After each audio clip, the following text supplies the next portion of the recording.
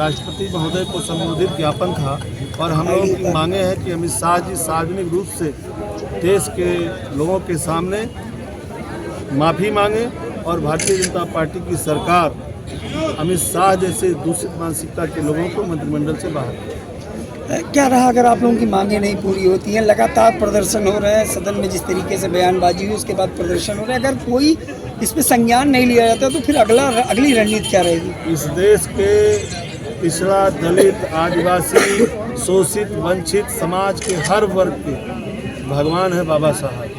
बाबा साहब के अपमान को हिंदुस्तान नहीं बर्दाश्त करेगा, भारत नहीं बर्दाश्त करेगा। हम सब लोग जो भी कुर्बानियाँ देनी पड़ेगी, लोगों के सम्मान के लिए संघर्ष करेंगे, लोकतांत्रिक तरीके से विरोध करेंगे। आरएसएस पहले भी विरोध कर चुकी है। 1949 में जब स्वीकार हुआ था संविधान, तब आरएसएस ने विरोध किया था और शव यात्रा भी निकाली थी। तो ऐसे में ये बयान किसका है? आरएसएस का मानते हैं या फिर बीजेपी? आप सब लोग पत्रकार साथी हैं और आप सब लोग जानते हैं कि समय समय पे किस तरीके से इन लोगों ने संविधान का विरोध किया, देश के झंडे का विरोध किया।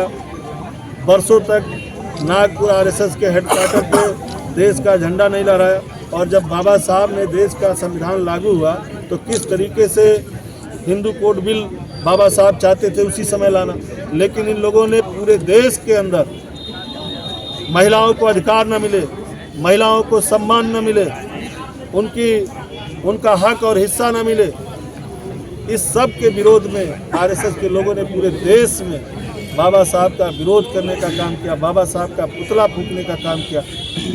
इतना इन लोगों ने विरोध किया कि बाबा साहब आहत होकर के कानून मंत्री से बाबा साहब को इस्तीफा देना पड़ा था। ये आरएसएस का बयान है। कांग्रेस के प्रोटेस्ट में आप लोग नहीं दिखे, क्या कहना चाहेंगे इसे लेकर के?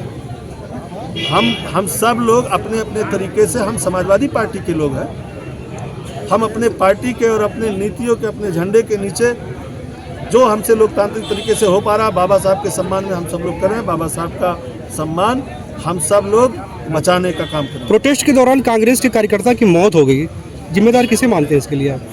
सरकार को। आप देखिए सरकार किस तरीके से, जो भी लोकतांत्रिक तरीके से लोग अपनी बात रखने का काम कर रहे हैं, उनको उनका दमन करने का काम कर रही है। उस नौजवान की मृत्यु हो गई, हम उसके आत्मा की शांति के लिए ईश्वर से प्रार्थना करते हैं और भगवान से उनके परिवार को ताकत मिले, दुख सहने की शक्ति मिले, हम यही कह सकते हैं। ठीक है।